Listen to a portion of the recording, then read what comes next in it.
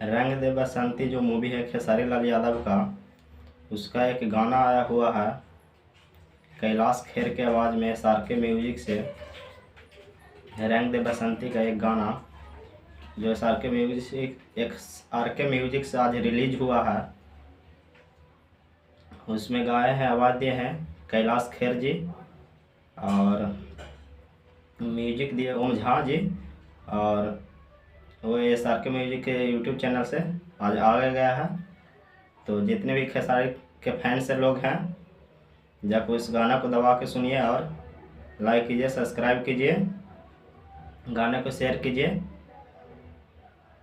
और ये जो रंग दे बसंती फिल्म है वो बहुत जल्द ही सिनेमा घरों में लगेगा। और तो आप लोग इसको ढेर सारा प्यार दुलार दीजिएगा।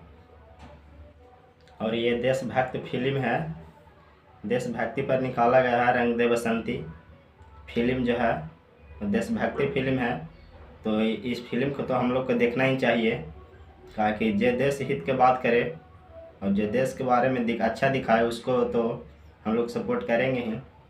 तो इस फिल्म को दबा के शेयर कीजिए, इस गाना को सुनिए।